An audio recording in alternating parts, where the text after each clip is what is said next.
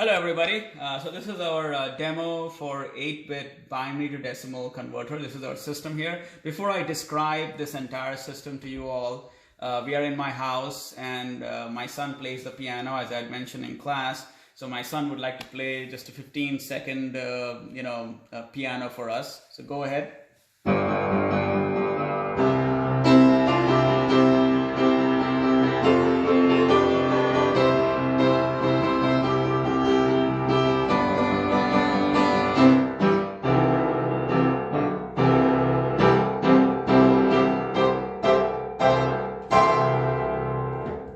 Well, thank you, Soham.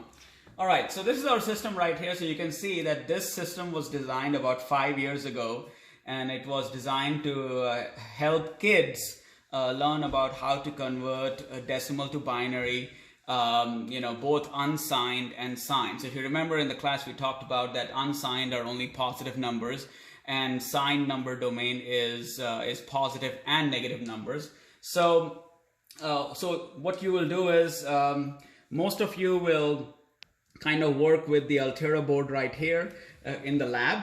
There might be a different system in Rolla since we're trying to change the curriculum, but this is the FPGA board. This is the FPGA right here, and we use the Quartus software, right? So you can see the Quartus software that I've opened up over there, and that's a system that was designed which essentially converts the binary input into the decimal, right? So, and that's done using the block diagram files. Of course, you could write some HDL like Verilog or VHDL or System C, right? But this was done, entirely in block diagram files. So what we have here is, so we create the system in Quartus, and then we have to download it onto the Altera board. And so we have a bunch of 7-segment displays. We're going to learn about how these displays work. So this is a 7-segment display. So we'll learn about how these 7-segment displays work in class, right? And then of course what essentially we have over here are 8 bits, and I have these switches right here, so I can flip the switch and kind of apply a binary 1 or a binary 0. So I have a total of 8 bits over here.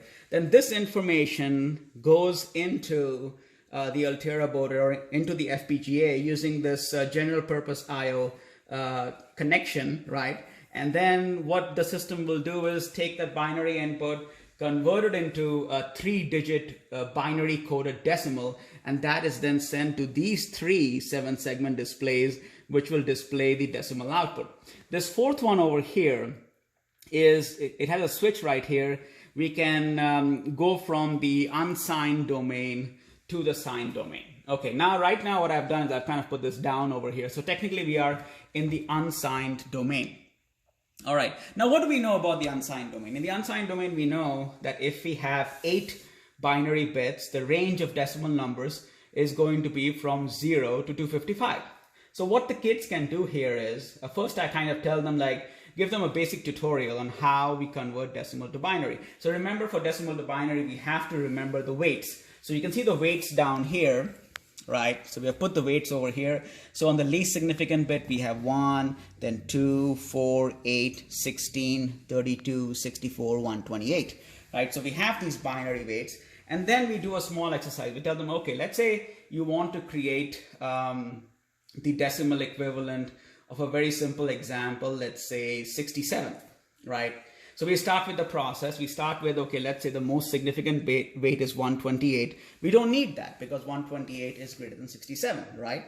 So then we go down, we need 64. So we flip that. And as you can see, as soon as I make that 1, this decimal equivalent becomes 64. So they get this real-time feedback, which essentially converts the binary number into 64. So we have reached 64. We need to reach 67, right? And so we go down, we say, okay, we don't need 32, we leave that as it is. We don't need 16, we don't need 8. Then we come down to 4, yes, we need 4. And, well, that basically means I made a mistake. So if I see, we had 67, right? So we had 67, 67 minus 64 is 3. So if a kid chooses 4, then they've gone above, and that gives them an indication that they made a mistake, right? So we have that. So that doesn't work, so they flip it down. And so 67 minus 64 is 3. We need 2 and we need 1. So that's one way. So using this interactive tool, they can kind of convert, they can convert a decimal number into binary. They can practice a number of times. So let's do one more exercise quickly. Let's say I want to create let's say I want to create 110. So again, I start out, I don't need 128, right? And then I need 64. 64, like 110 minus 64. Then I say, okay, well, 64 plus 32 is 96, right? So I need that, right?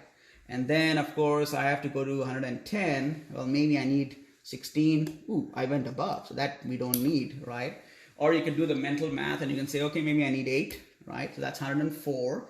Remember, I need to get to 110. So then I need a 4, and then I need a 2. That's how I get to 110. So in that way, using the interactive tool, they can learn about and get proficient in converting decimal into binary. All right, so that was the, and then of course I do a simple example like, okay, if I flip all the bits, right, then essentially I will get 255, and that's the upper range of unsigned numbers. So then what I say, okay, let's say we want to, handle negative numbers. So let's talk a little bit about negative numbers. So for the negative numbers, we have to move to the sign domain. So I kind of flip the switch. So again, remember for the sign domain for 8 bits, the range is minus 128 to 127. So again, we talked about this in class that the range is kind of distributed, right? So instead of 0 to 255, we now have a range to go from minus 128 to 127. So let's take an example. Let's say again, I want to, first get a simple number like 100. So 100, I have 64, 32, which is 96, and then I have 4, right? So, well, no. The system is about 5 years old, so the wires are a little bit loose. Hold on, this is a 0. Okay, all right. And so we have 100, and so 100 is displayed. So what was the technique that we had learned in class on how to represent minus 100, which is the 2's complement form? So what I have to do is if I want minus 100, then I need to find out the 2's complement of this number. All right, let's start the process. The process was you start from the least significant bit, and you keep the bits as they are till you reach the first one, right? And then you flip the remaining bits. So you have 1, 1, 0, 0, and 1. And bam, you get negative 100, and you see a negative sign right here, which tells you that it's minus 100. So using this technique, right, students can first create the positive number and then, perform the 2's complement conversion to get the negative number.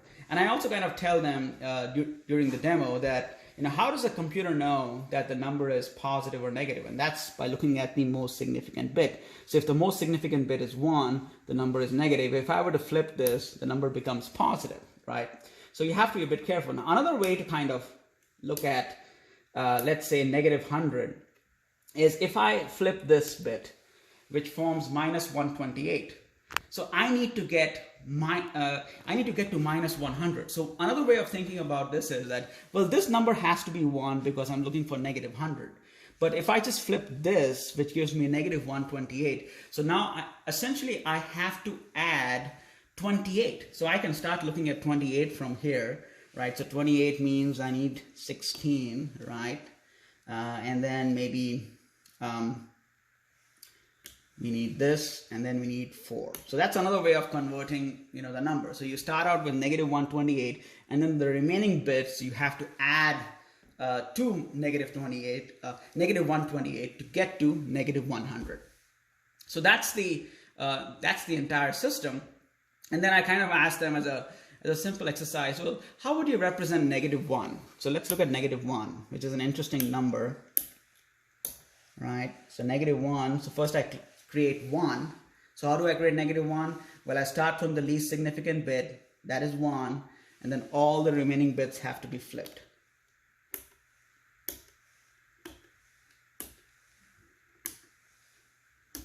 And that's negative 1. So all 1s, which of course if I were to convert into hex, right? So remember hex, you take groups of 4, so that's 1, 1, 1, 1, which is F, and 1, 1, 1, 1, which is F. So FF actually is -1. Another interesting example is if I have this number right here. So if I were to convert this to 0, right? And so that creates a hex number.